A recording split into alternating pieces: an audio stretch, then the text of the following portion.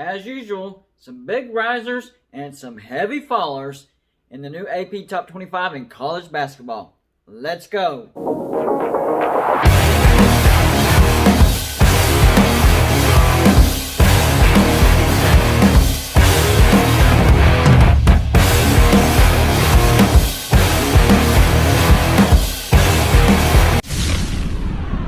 What's going on, everybody? It's me again, Golden Blue Dude, and if you haven't already, go ahead and hit the like and subscribe button. I do videos every single day, sometimes college football and sometimes college basketball. The best way to support my channel, hit the subscribe button. Every Monday, the new AP Top 25 comes out in college basketball, and there's always a lot of movement, except for the top 2 spots. Those have remained the same since the beginning of the season. So let's run through the top 25 real quick and see who's gone where. Of course, number 1 is going to be Gonzaga, but 61 first place votes. That's down 1 vote from last week.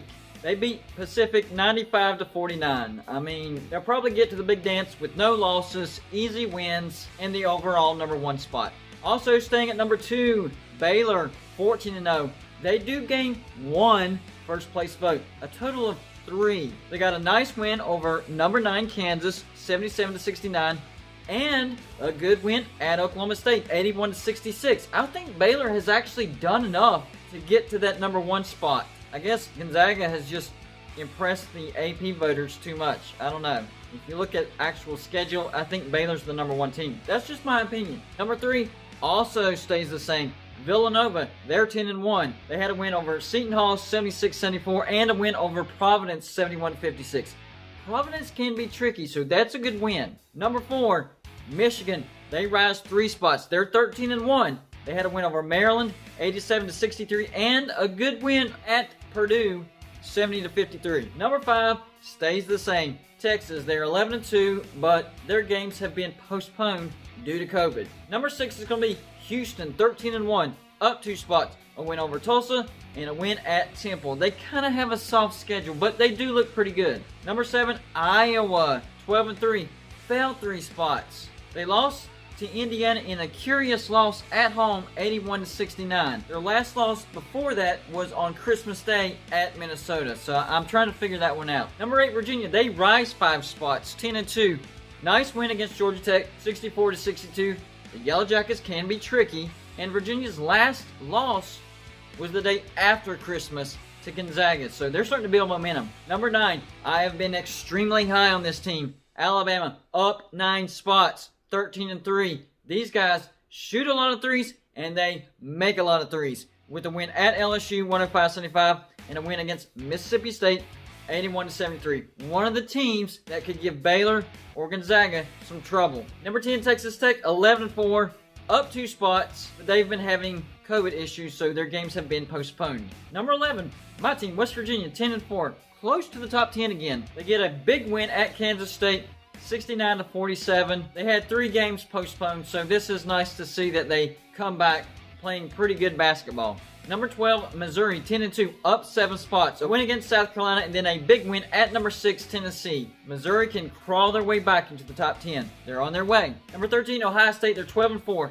up 2 spots. They did lose to Purdue, but Purdue's a good team, don't get me wrong. And then they go to number 10, Wisconsin, and beat the Badgers. Number 14, Wisconsin. They fell 4 spots. They're 12-4. Get a win over Northwestern, who had a hot start, and now they're falling off a cliff. And then they lose to number 15, Ohio State. Number 15, Kansas, 10-5, fell 6 spots. They lost at number 2, Baylor, 77-69, then at Oklahoma, 75-68. But that's 3 losses in a row. Kansas is sliding downward. Number 16, Florida State, they're 9-2. They go from non-ranked to 16. They get a good win at Louisville, 78-65. And then avenge an earlier loss in the season against number 20, Clemson. Blast them out of the building. Number 17, Brayton, 11-4. They fell 6 spots. They lost to Providence. I'm telling you, Providence can be tricky, 74-70. But then they rebound and win against number 23, UConn. Number 18, this team is in trouble. They fell 12 spots. Tennessee, 10-3. They got blasted at Florida. And then they lost to number 19, Missouri.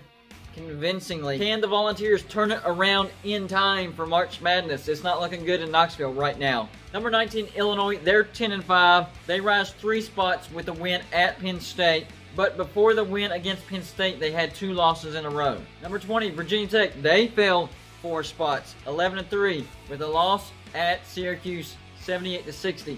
Look out for Syracuse. If Syracuse can win their games this week, look for the Orange to get ranked. Right now, they're 9-4. Number 21, Minnesota, they fell 4 spots as well. They're 11-5.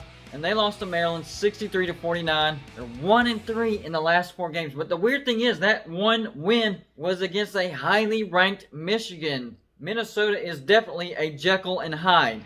I can't figure them out. Number 22, St. Louis, they rose 3 spots. They're 7-1, but they haven't played since December 22nd due to COVID. They're scheduled to play this week, so we'll see what happens. Number 23, UCLA. They rise 1 spot. They're 12-3. They won at Cal and then lost in overtime at Stanford. But Stanford's not a bad team. They're 9-5. If they can keep rolling, they could get ranked as well. Number 24, Oklahoma. And I predicted this. I said Oklahoma would get ranked this week. They were non-ranked last week. They are number 24 this week. They're 9-4. A win against Kansas State, and then a good win against number 9, Kansas. Number 25, another team that I've been lobbying for, Louisville. They're 10-3. Now, they did start out with a loss to Florida State, but Florida State's a good team, and then they beat Duke 70-65. And, of course, the AP voters always gives more credit when you beat Duke, even though Duke is bad. But Louisville is a good team. That's all I got for you for this show. Like and subscribe if you haven't already. And I'll see you on my next show.